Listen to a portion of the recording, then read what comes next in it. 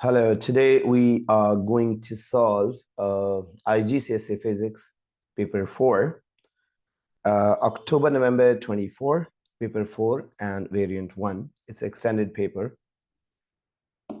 So let's start with the first question. A spring is suspended from a clamp. Figure 1.1 shows a pointer attached to lower end of the spring. As you can see, a student suspends the loads of different weights from the spring and records the readings on the meter rule. Figure 1.2 is the reading weight graph that the student obtains. Using the figure 1.2, determine the reading on the meter rule when no weight is attached. So when there is no weight attached, go to the graph. So no weight means zero weight. So weight is here on x-axis. So no weight means here 0. So this is initial reading, which is here. So let's see what's the initial reading. Over here, if you go on y-axis, each small division is 2. Each small division will be 2. So this is 42. This is 44. So between 42 and between 44, you will see the reading is 43 centimeters. So then when they say there is no load, so zero load, y-axis, the reading is 43 centimeters. Now they say weight of 5.6 Newton is attached. So you go to the graph at 5.6. So here I will indicate with the help of a ruler. Here is 5, here is 5.6. So this is corresponding to 5.6 on x-axis. Go to y-axis, a corresponding reading. It's again an odd number, an odd reading. So this is between 62 and 64, which is 63 centimeters. So this is going to be 63 centimeters. We were reading the graph. Now calculate the extension of the spring when the weight attached is 5.6 Newton. So extension is original length, new length minus original. So new length was 63 minus original length is 43. So answer is 20 centimeters. So as you can see, this was the new length at 56, and this was the initial length. You subtract them, you get the extension. The next question is using the values in part A, calculate the spring constant. So you know Hooke's law, it says that F is equals to Kx. F is force or the load. K is spring's constant, which is F divided by X. F is the force, which they told you the load is 5.6 Newtons, over the extension you just found is 20 centimeter. When you divide that, you're going to get 5.6 divided by 20, which is 0.28. Numerator is Newton. Denominator is centimeters. So you will use the unit Newton per centimeter as per given values. An object of mass 0.5 kilogram is attached to the spring. Calculate the weight. So you have the mass 0.5 kg. You all know that near the surface of Earth, you take the value of G as 9.8 Newtons per kg, and you want the weight. So weight you want to find. The equation is W is equals to mg. M is mass 0.50, G is 9.8. You calculate, it is 4.9 Newtons. Do not forget to write the correct unit. After that, the next part is the object is pulled downward until the tension in the spring is 6.5 Newtons. So tension is actually the force. So it means the total force right now in the spring is 5.6 Newtons.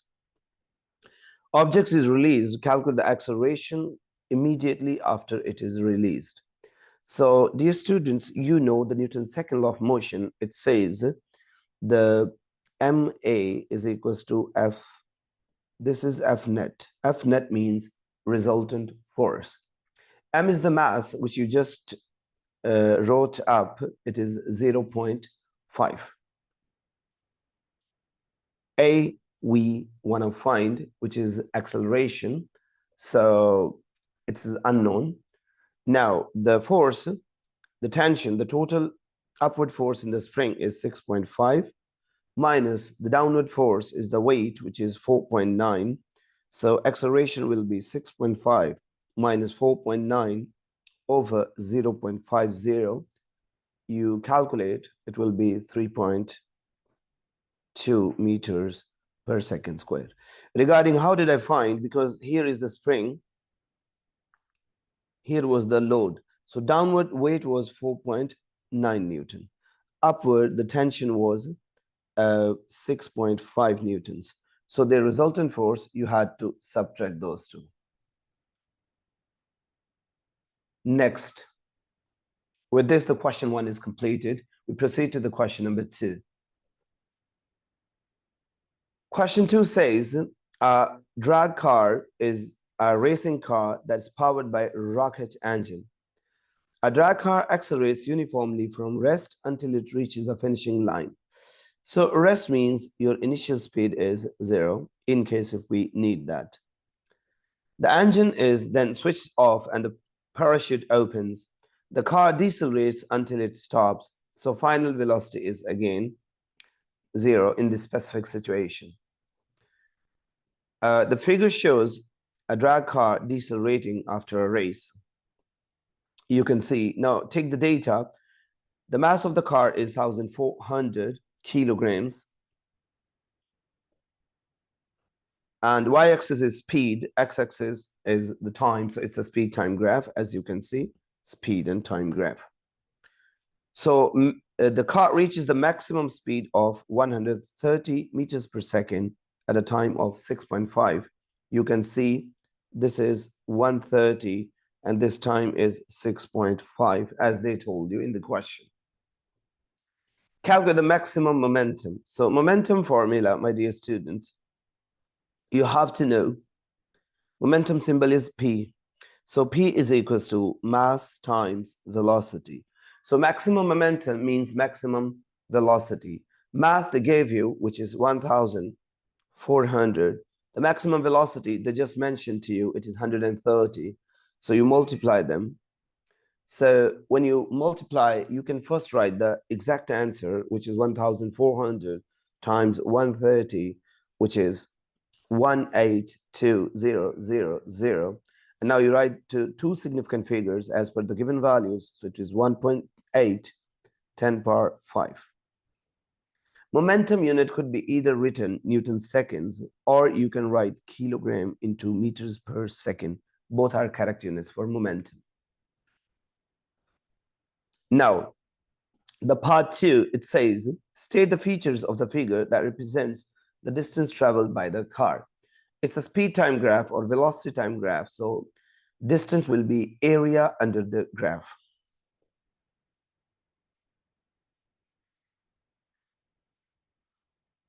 Area under the graph gives you distance traveled. After that, part 3 says, determine the distance traveled by the car in first 6.5 seconds. So as I told you, the distance is area under the graph. Go to the diagram and see what is shape for 6.5 seconds. So over here, if you go to 6.5 seconds, so this, they told you 6.5, so you don't have to worry like what's exactly on x-axis. It's given 6.5. So till here, you have a triangle.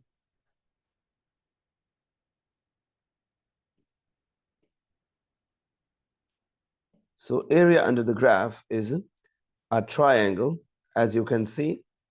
So triangle area is half base into height. So maximum speed, they told you it is 130. So area of this triangle, we will write there as a distance traveled. So this is going to be half base of the triangle times the height of triangle.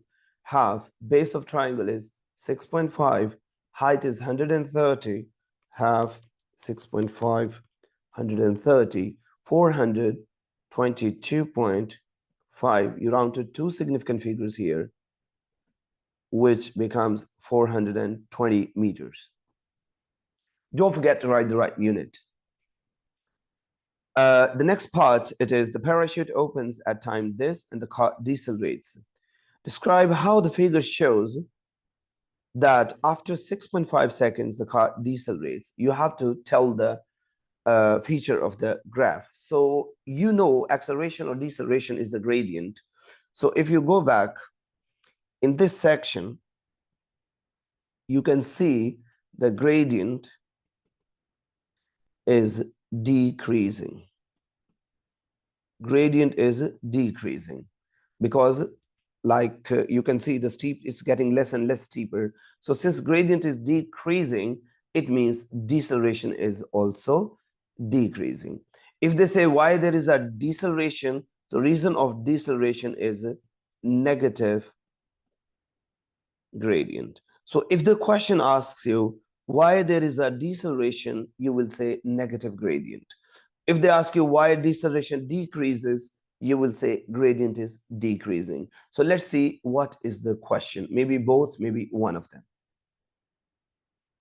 So first question is why there is a deceleration. So you will say the gradient of graph is negative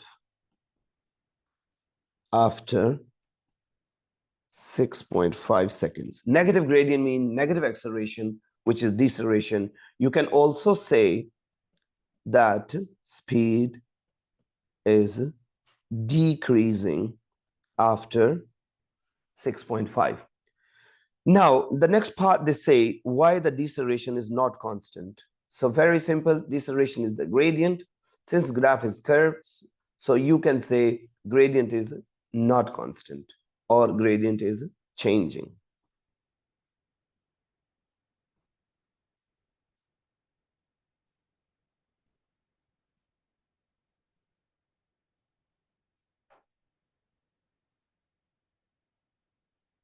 Since it is a curved graph.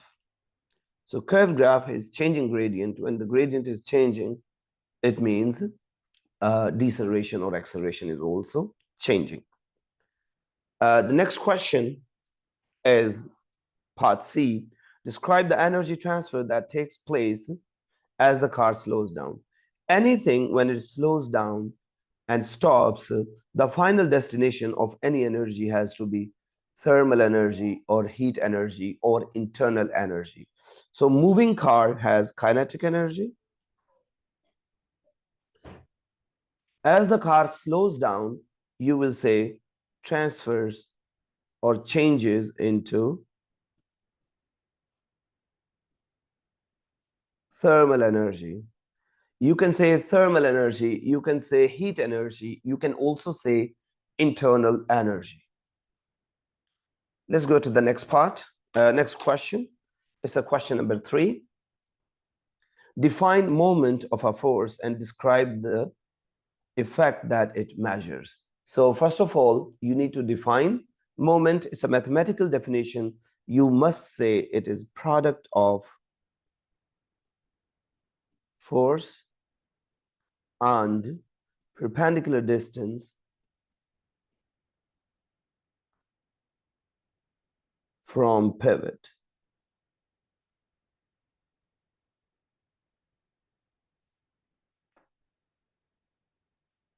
It's product of force and perpendicular distance from pivot, and its effect, the effect is turning effect. So they say effect it measures. So you will say it measures turning effect, or you can say rotational effect of force. So the definition itself is 2 marks. If you just say force times distance, it will award you 1 mark. If you say force times perpendicular distance, it will award you 2 marks, and 1 mark is for the turning effect. After that, part B. A large rectangular block of a stone has a square base, which is 3.4 meters.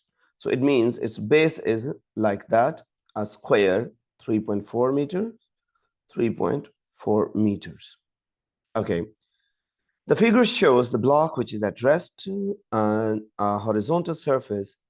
The block is uniform, is of uniform density, and the center of gravity, G, is at the center. What is meant by center of gravity? It's a single point where all the weight of a body seems to act.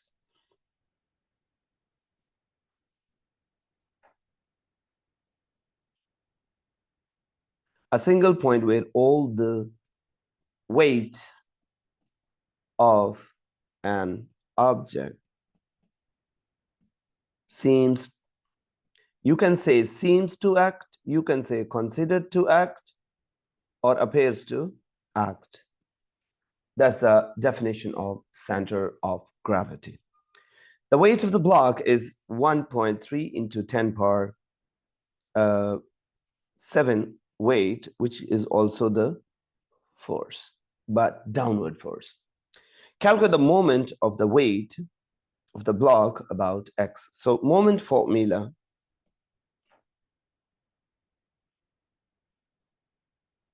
you all know it is force multiplied by perpendicular distance from the pivot. So force is, as you can see, 1.3 into 10 power 7, perpendicular distance. Okay, so weight is vertically down like that,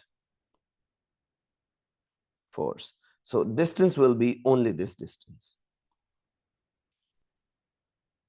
So this distance is actually half of 3.4, which is 1.7 meters.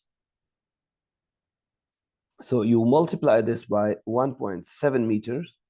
So you calculate 1.3 times 10 power 7 multiplied by 1.7, 2.21 into 10 power 7. Here I will write it two significant figures, which is 2.2 into 10 power 7 Newton meters. Why Newton meter? Because the force was in newtons and the distance was in meters. Don't forget to write the right unit. Okay, after this moment, we proceed to the next question. The block shown in figure 3.1 is in equilibrium. Two different conditions that must apply for the body to be in equilibrium. You can say no resultant force, no resultant moment, or you can say resultant force is 0, resultant moment is 0. No resultant force means resultant force is 0. No resultant moment. Resultant forces in any direction is 0. Resultant moment about any point is 0. These are the two conditions of equilibrium. Next question. Describe an experiment to determine the specific heat capacity of aluminum. You may draw a diagram. So since they are asking you, you may draw a diagram. So certainly if you draw and you refer to diagrams, you will get the mark. But if you don't draw, you will not lose the mark. So you have total 4 marks. Include your answer, the measurements you make, and any equations you need. So to measure the specific heat capacity, actually, first of all, think what is the equation. Specific heat capacity equation is C is equals to amount of energy transfer divided by M delta T. Okay, so it means the E is the energy. How do we measure this energy? If we use the electrical heater, so you can measure the power of heater into time, which is the energy, divided by mass. Mass is aluminum. Delta T is the final temperature minus initial temperature of aluminum. Or instead of power, you can use the current and voltage. Both are correct. So Specific heat capacity of aluminum. So what readings do we need? I'm not going for diagram, but readings I'm telling you. So first of all, you need the readings and equations both. So you will say using a balance, measure, and record mass M of aluminum block.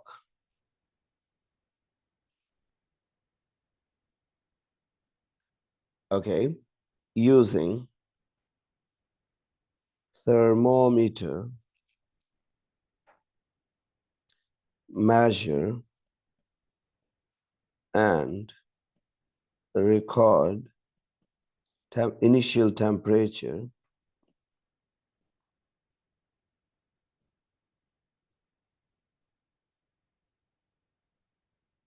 T1 of aluminum block.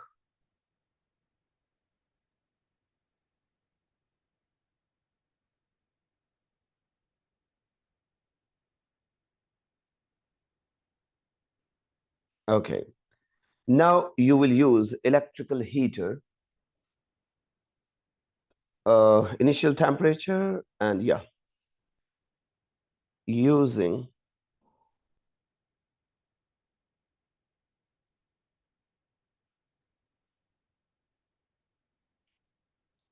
electrical heater with power P, heat the block for time T using stopwatch and measure final temperature T2. Okay, after that you can write here, use equation C is equals to P multiplied by T over M multiplied by T2 minus T1 to calculate specific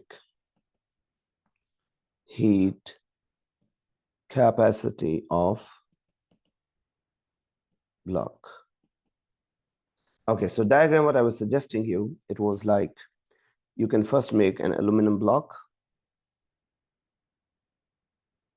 In the block, you can make two holes.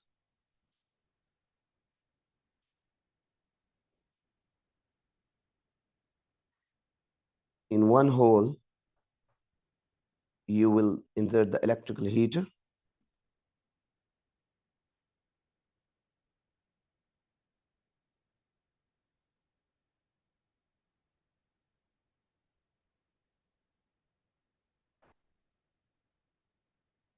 Okay, this goes to power supply. This goes to power supply. This is electrical heater.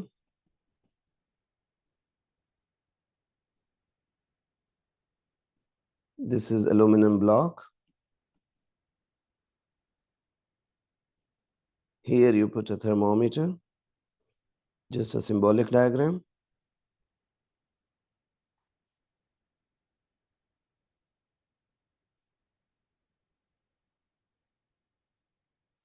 Okay, so that's how we find specific heat capacity of anything. Now they say an aluminum dish is initially at room temperature. The boiling water is poured onto aluminum into the aluminum dish as shown. Explain why after a short time dish and water are at same temperature. So like initially, the water was boiling, but aluminum was at room temperature. But after some time, they both become at same temperature. So we know that heat flows from high temperature to lower temperature. Yes. And in this case, um, we know aluminum is a good conductor. So the thermal energy will be transferred from water to aluminum. So water temperature will decrease, aluminum temperature will increase until they both become same temperature. So let's start with the term heat always flows from higher temperature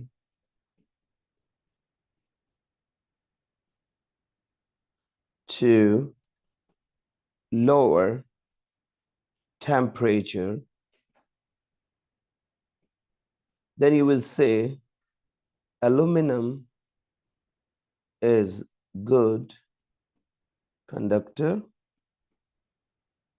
and heat transfers from water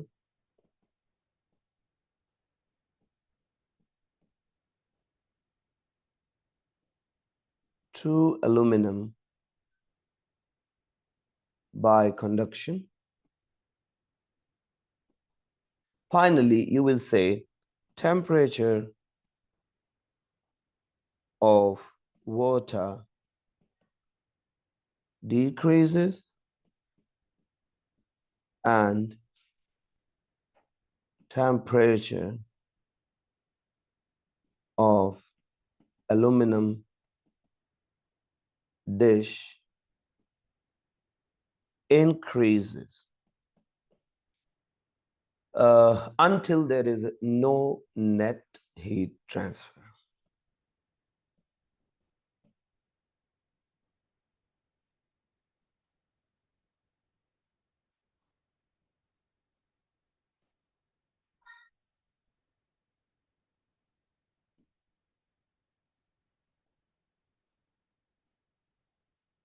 So in that case, the both temperatures will become constant. Next part is explain in terms of particles why aluminum expands as the boiling water is poured into dish. This is thermal expansion. So thermal expansion is because of the more kinetic energy of the molecules or the particles in aluminum. Okay.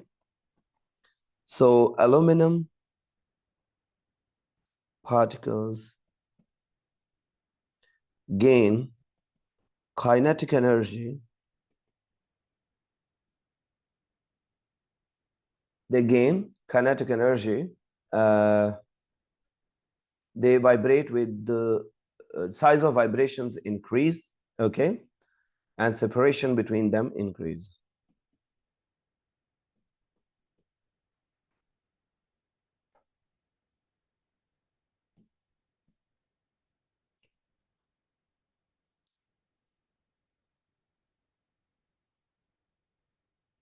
Increases, so which causes the separation between aluminum particles increase.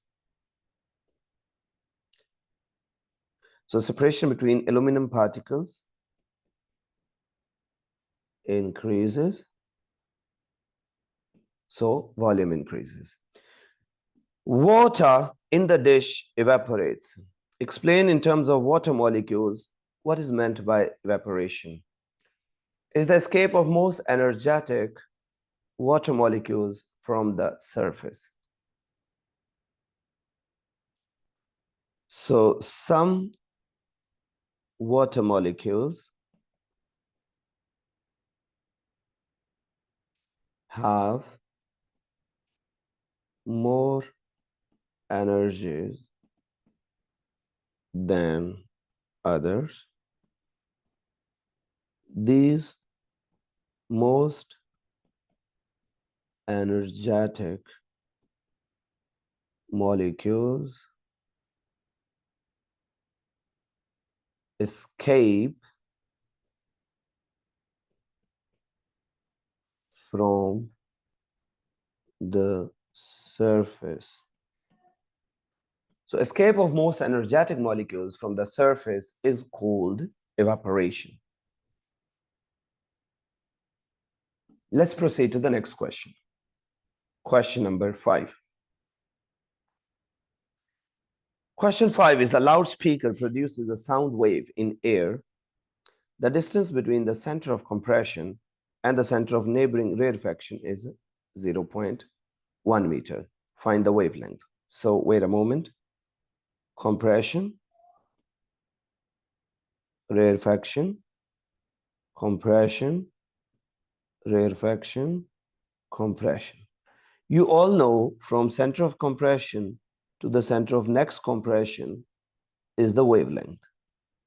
But they are giving you right now from one compression to the next rarefaction, which is 0.1. So if this is 0.1, this is half wavelength.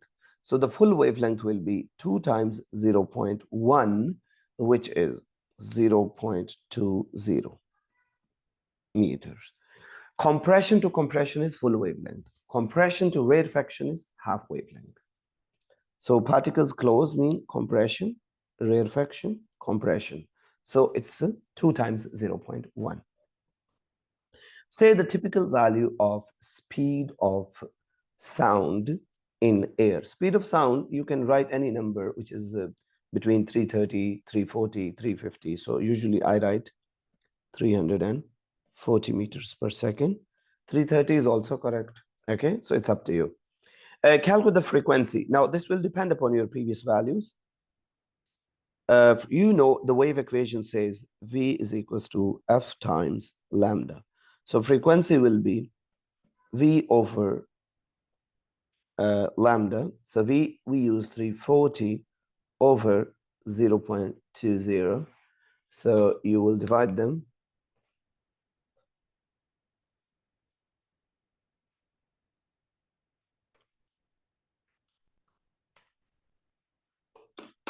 So this is 1,700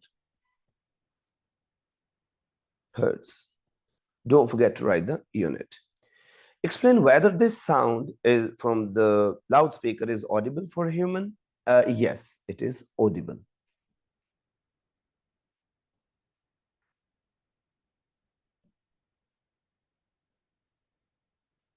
Yes, it is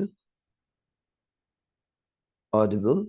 The reason is this is in the range, which is the range of hearing for human. So since normal hearing range for human is from 20 hertz to 20,000 hertz. So it is in that region, that range, so it is audible.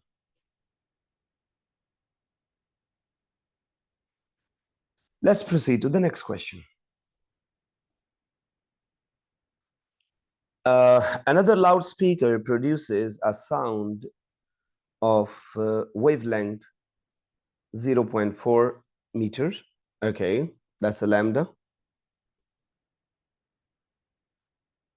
wavelength. The sound from the loudspeaker reaches the sound absorbing surface with a gap of 0.8.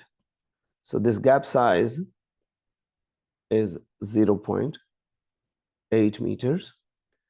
So explain whether it is possible to detect the sound from the speaker at the point J or K.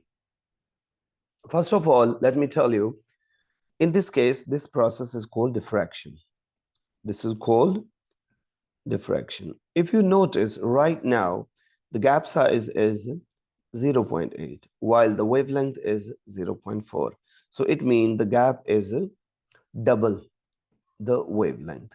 When gap size is more than wavelength, there is less diffraction. So keep in your mind, if the gap is more, it is double.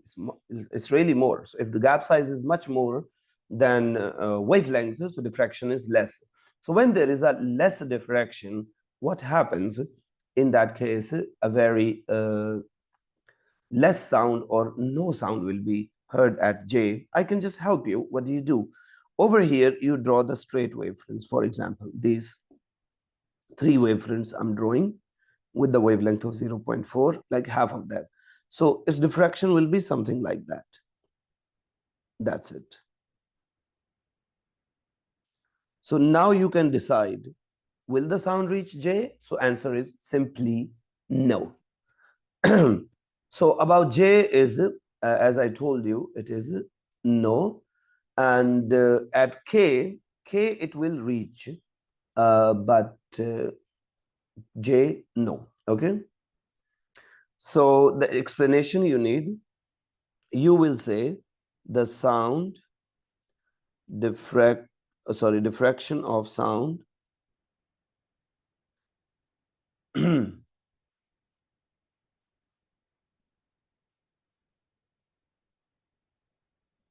diffracts at the gap, since gap size is equals to 2 times of wavelength. So there is less or very little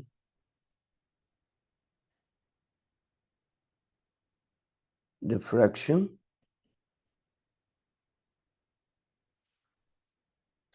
Diffraction means less banding. Okay, gap size is large, so no sound heard at J. At K, some sound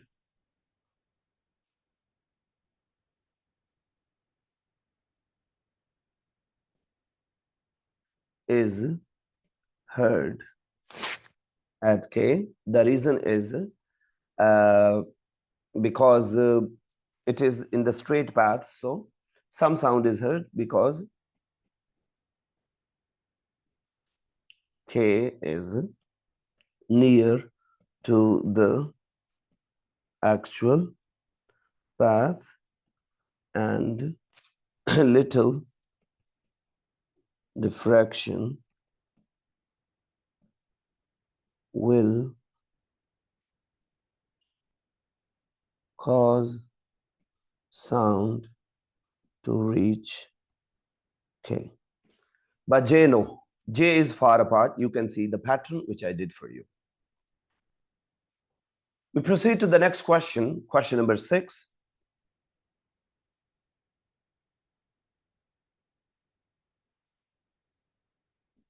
A potential divider is made by connecting the light-dependent resistor, which is LDR, and a thermistor. This is LDR. This is thermistor. Figure shows a potential divider, a voltmeter, and DC power supply as shown. The voltmeter measures the potential difference across LDR. Define potential difference.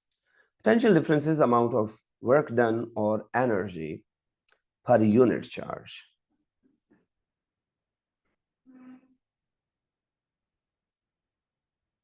Amount of work done per unit charge is 1 mark.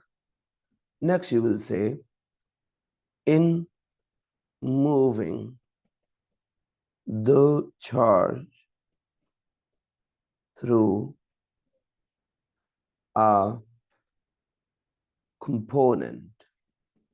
So amount of work done per unit charge, 1 mark. In moving the charge through a component is 2nd mark.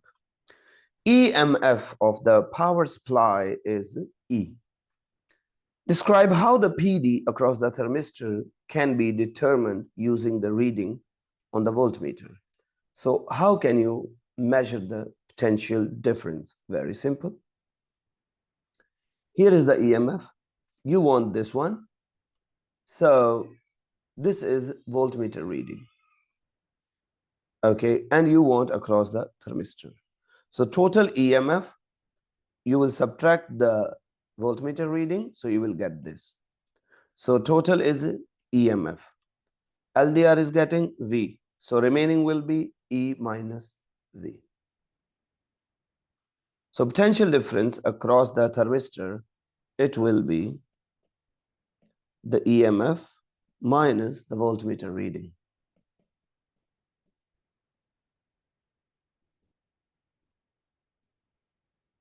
That's it. Let's proceed to the next part, C.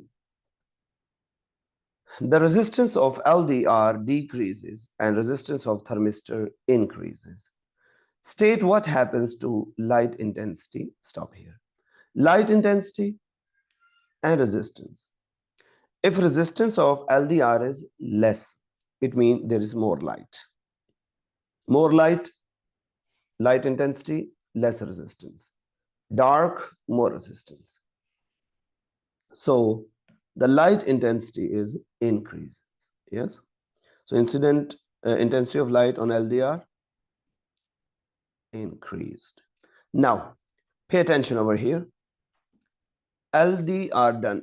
Temperature of thermistor, what happens? They say resistance of thermistor is increased. For thermistor, my dear students, the resistance is inversely proportional to temperature. So if the resistance is increased, it means temperature is decreased.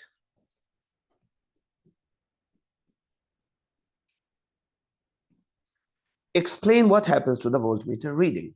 Okay, I will take you to the diagram, but keep in your mind, the LDR resistance, less. Thermistor resistance, more. LDR resistance, less. Thermistor resistance, more. What will happen to voltmeter reading? Very simple. So, first of all, it's a potential divider circuit. So, if any resistance is less, its own voltage share will be less, decreased. So, we need to give this in terms of potential divider circuit. The potential divider circuit says if this is R1, so this will be V1. And if this is R2, this will be V2. R1 ratio R2 is always V1 ratio V2. So you know that R1 over R2 will be V1 over V2. This is the ratio. So if your R1 is decreased, yes, thermistor resistance, it means voltmeter region will decrease. The reason is this EMF is constant. So the whatever is the high resistance will get higher voltage share. Okay, so let's go and write it. So first reason, the first is the answer. The voltmeter reading, as I told you, decreases. Then you will say for since EMF E is constant and R1 over R2 is V1 over V2. Yes. So if resistance is decreased, comma, PD across it also decreases. So I use three colors for you so that you can understand how the marks will be awarded. We proceed to the question number 7. A solid bar inside a copper solenoid, figure 7.1 shows the copper solenoid is connected in series with the battery and variable resistor. The device is called electromagnet. Suggest a suitable material for a bar. Electromagnet should be a soft magnetic material. So you will say soft iron. You can just say iron also. That's the keyword for you. Now draw the right hand of the end is south pole. Okay, right here, south. So it means this one is north. No, it's down actually here. So this is south, this is north. Draw at least 6 magnetic field lines to show the pattern. Okay, so you will start in symmetrical way. So one line through the center, you go right side, same on the left side. Arrows away from north towards south. Now you will do 3 lines up and 3 lines down. How? Like that. This way, symmetrically, this way. Up, this way, symmetrically, the other side this way. All are away from north and towards south. And you will make now loops. Loops means what? Start from north and to the south in this way. Away from north, going to the south. Same here. Away from north, going to the south. So they ask you to draw at least 6. So I made 1, 2, 3, 4, 5, 6, 7, 8. This is a very ideal case. So magnetic field around the bar magnet is symmetrically distributed on both sides.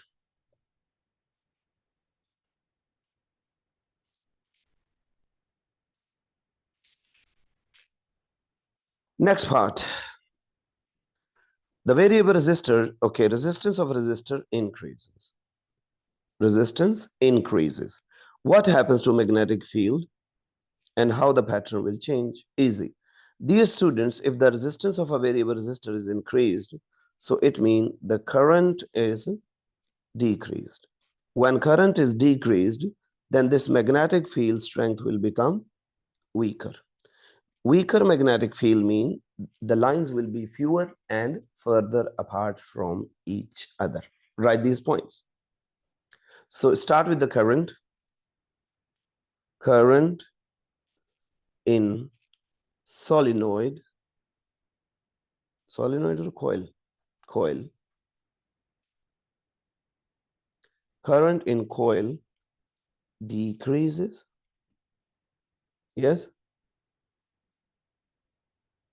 Magnetic field strength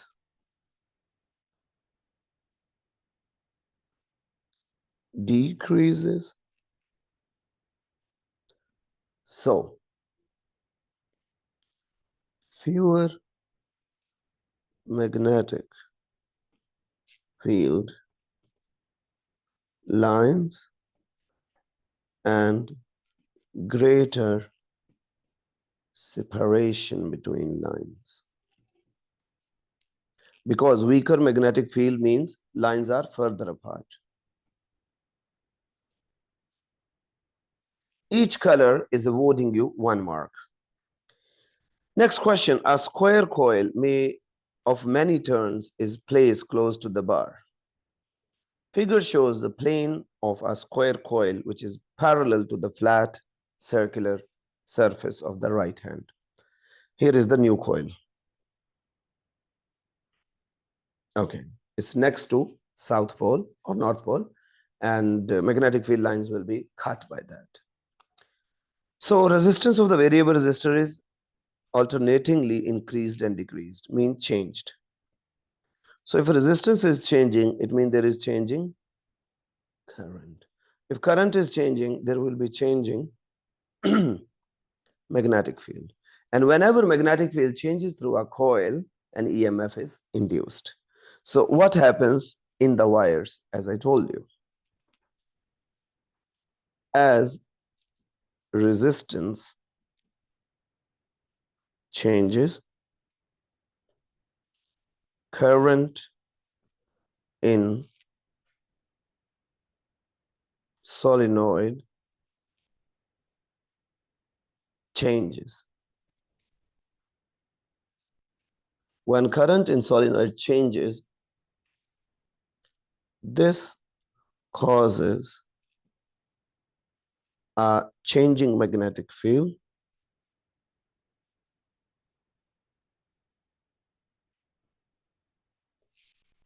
in instead of in, let's say around solenoid. Next, this changing magnetic field is cut by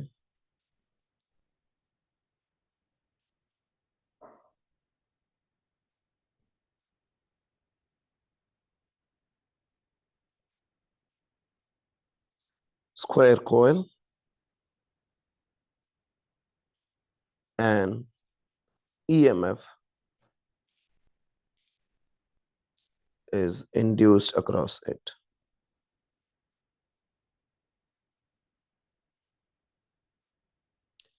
Each color is awarding you 1 mark.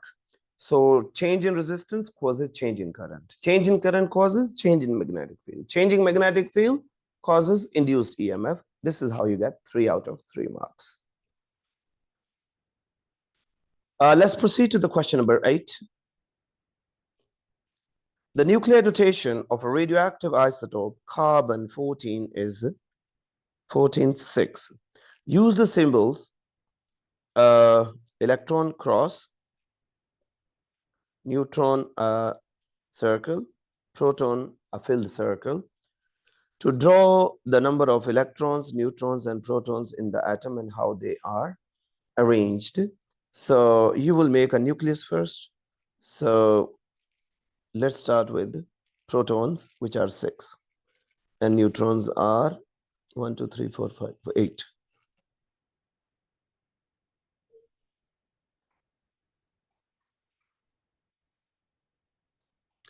One, 2, 3, 4, 5, 6. These are protons. Now 8 neutrons.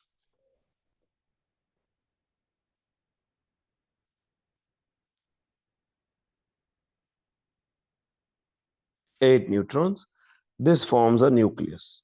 This forms a nucleus. Now you need to make electrons. So electrons are total 6.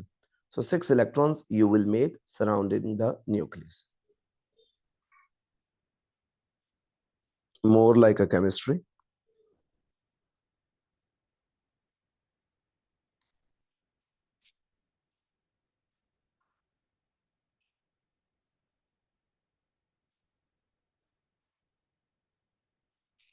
So you will make 6 electrons, 8 neutrons, 6 protons. That's the question number 8, part A. We proceed to the question number 8, part B. Describe how the composite, okay, anyhow here, how did I find the number of neutrons? The neutrons are, like these are protons, these are nucleons. So the neutrons will be 14 minus 6, which were 8. So that's why I made 8. Describe how the composition of neutral atom of carbon-14 is different from the neutral atom of nitrogen-14. So you can compare, composition mean protons and neutrons, because and as well as the electrons. So carbon-14 has carbon-14 was 6 with 14. Yeah. So carbon-14, as you can see, it has 6 protons, 6, 8 neutrons, while this has 7 neutrons. So it has 1 more neutron than nitrogen 14. One difference, we need to write 2 differences. And next is carbon 14 has, okay, so carbon has 6, nitrogen has 7 protons, has 1 fewer proton or electron, you can also say,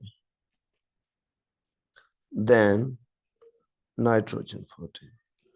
Proton is 1 more, sorry, neutron is 1 more and proton is 1 less. We proceed to the next part, C. Carbon-14 decays by beta emission.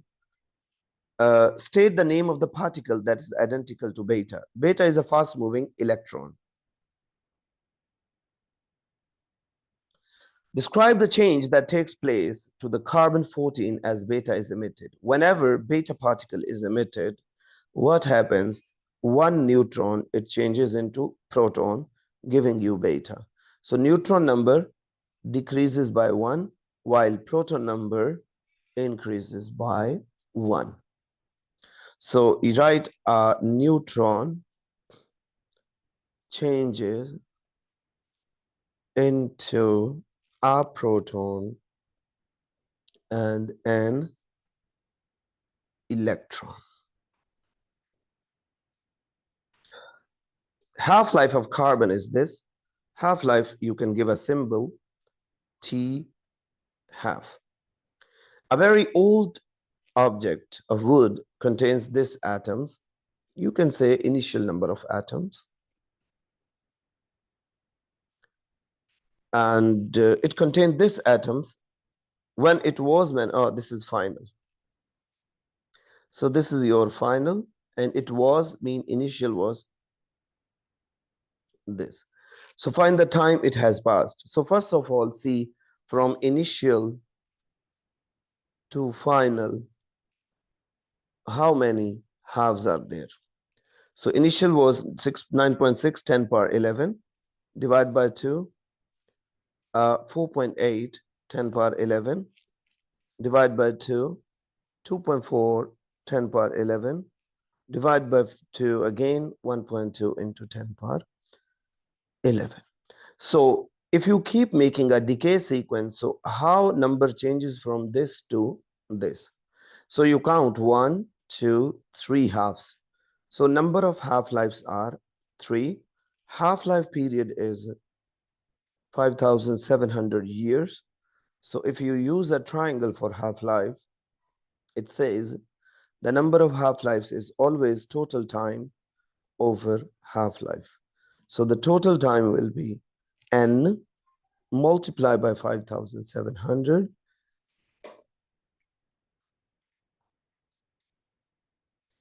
It is 17100. You round to two significant figures, which is 17,000 years.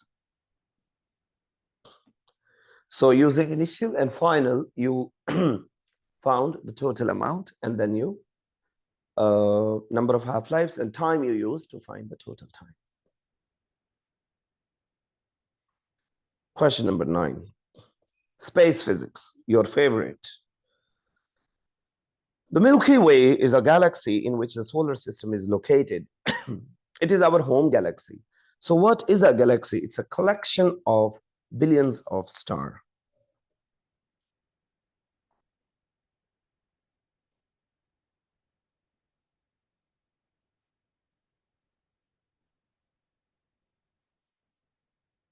Milky Way has a diameter approximately 100,000 light years. You need to memorize this number as well for your learning objectives. Determine this distance in kilometers.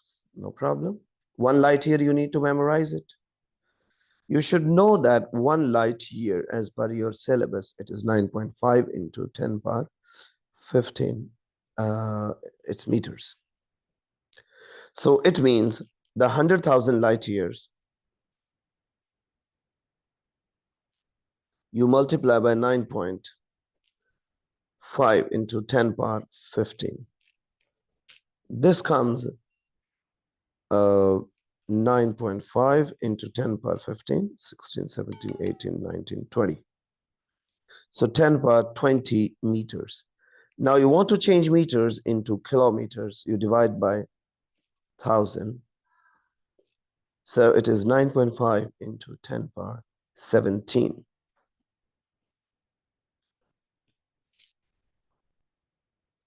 It is 9.5 into 10 power 17.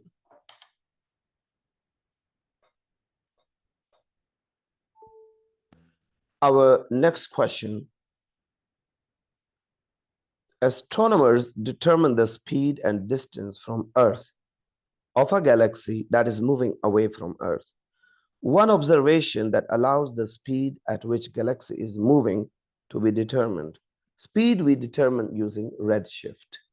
Redshift is called increase in observed wavelength. So you can say redshift, or you can say increase in observed wavelength of light from galaxy. State one different observation that is used to determine the distance. Distance is found using brightness of supernova in that galaxy.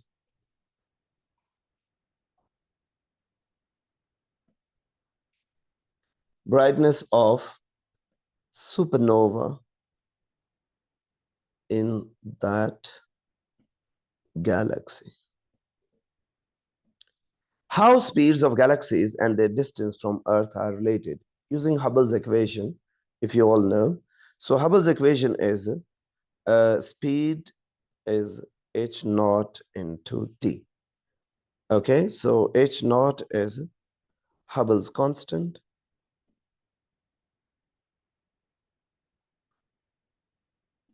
V is the speed of galaxy. D is the distance of galaxy.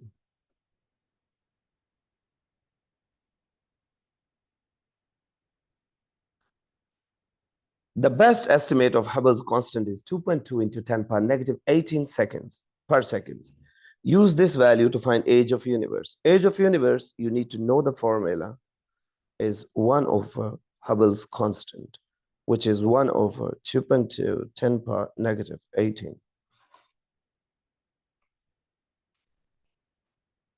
4.545 into 10 power 17.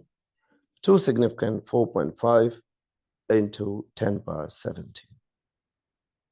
Okay, so thank you very much.